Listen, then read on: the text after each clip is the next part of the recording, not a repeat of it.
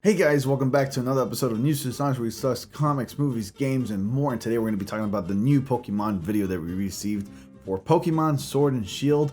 And that revealed a bunch of new stuff like the new Galar forms that a few Pokemon are going to be receiving, some new Pokemon, the team rivals, and Team Yell. You're probably saying, well, Ronnie, I mean, this video came out like 2 days ago. You're a little bit late. Who cares? Okay? Who cares? I want to talk about it. It's my channel. I do whatever I want. Anyways, let's go ahead and take a look at the video.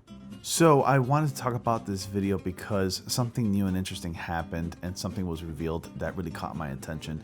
Up until this point, we can say that the Pokemon Sword and Shield reception hasn't been exactly all that great due to the fact that we're going to be getting limiting amounts of Pokemon and the Dynamax wasn't anything exciting.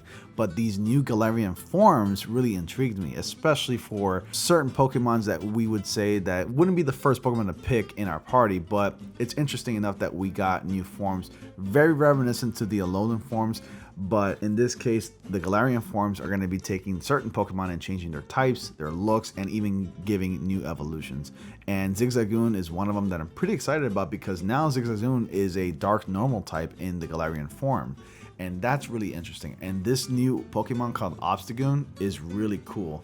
And I cannot wait to play it. Also, another thing, this Pokemon is a Morpeko, and this is essentially a Pikachu copycat. It seems like every Pokemon game is offering a mouse-like Pokemon that resembles to Pikachu, and that's interesting. The most interesting about it is that it has two forms, and that's the electric and dark type. That is in a very unusual form, and I never thought that we'd ever get that kind of dual type. And I'm hoping that we can explore more dual types in this Pokemon Sword and Shield game. I'm very excited about it. And as far as like the antagonist of the game, it seems like this team called Team Yell is going to be the antagonist. That's what it looks like. It's going to follow probably one person with a group of people, or should I say her fan base, supporting her throughout the entire game. So I'm pretty interested to see where that goes. Other than that, Pokemon Sword and Shield does come out November 15, 2019. We're getting very close and expect more videos on Pokemon Sword and Shield on this channel. I'm definitely going to be talking about it and perhaps do a giveaway near the release of this game.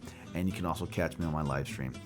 I'll be honest with you, I kept my expectations for these upcoming Pokemon games for the Switch at probably at a minimum, although I will admit I was very excited because it was the first time we're going to be getting an actual Pokemon main series on a console rather than a portable console like the Game Boy Advance, 3DS, and whatever, what have you. You get the idea. But I was very excited nonetheless because I had some expectations like perhaps an open world game, some new Pokemon obviously, better graphics, and it did deliver on those fronts with the exception of the open world. I mean, the camera movement isn't exactly as restricted or fixed as it wasn't in all the other games, but this is really exciting that we're getting this.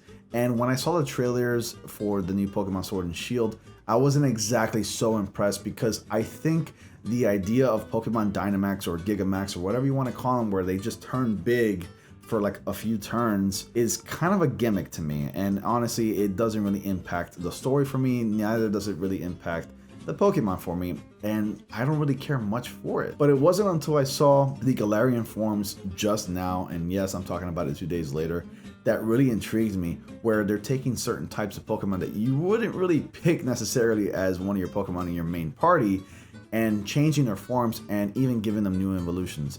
And this new Pokemon that really caught my attention, which was Morpeko, he's an electric dark type, or I think I got it backwards, dark electric, excuse me. And that is a very interesting dual type, and you never hear of those dual types, which is something that I'm really expecting that Game Freak would tackle on to this game. And I use tackled on, no pun intended. I hope that we can experience and get new different dual types rather than your standard typical dual types in previous games.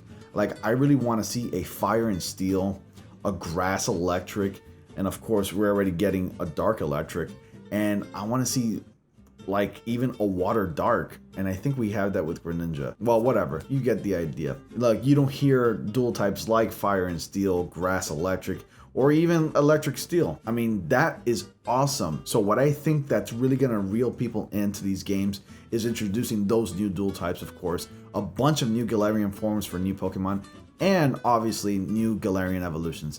As far as the antagonists of the game, I've never been a huge fan of the antagonists since Gen 1 because Team Rocket and even Team Aqua and Magma have been really good antagonists, and I really hope that the antagonist in this game is really impactful and memorable, because I haven't really been a big fan of the antagonists since like around Gen 1, Gen 3. Everything onward from there has been alright to acceptable to tolerant, and not exactly too impressive, but whatever. Well, except for Lysander. He was a crazy son of a gun. He was a memorable villain. But as you can tell, guys, I'm a Gen 1er fan. I've been a huge fan since then. You can't really call me exactly a Gen 1er, as in like I only like Gen 1 games and that's it. No, I've been a huge Pokemon fan, and I have almost all the Pokemon main series games. Yes, almost all. I did skip out on Black 2 and White 2. And another game I skipped out on Emerald, but I did play Ruby and Sapphire, and those are fun. But anyways, guys, that's my take on this trailer and the new revelations that we got for Pokemon Sword and Shield. Really exciting stuff. I cannot wait for more. You let me know your thoughts down below. What are you excited for the most for Pokemon Sword and Shield? And you comment down below which game are you gonna get. And don't forget to like, comment, subscribe, because I will be doing follow-up videos on Nintendo's Pokemon Sword and Shield. I'm going to be doing updates on that. I figured it'd be fun to bring this to this channel and talk about it and get you guys involved. And stick around for more, because I may do a giveaway for one of these games, and one of you guys could be a lucky winner and win yourself a copy of Pokemon Sword and Shield when it gets close to the release date. Anyways, guys, thank you all so much for watching. Please be sure to like, comment, subscribe, and click on bell notifications so y'all don't miss anything. And as always, I will see you all in the next comic panel. Gotta catch them all, or at least some of them, because, you know, we don't have a worldwide dex and only a few Pokemon are appearing in that game.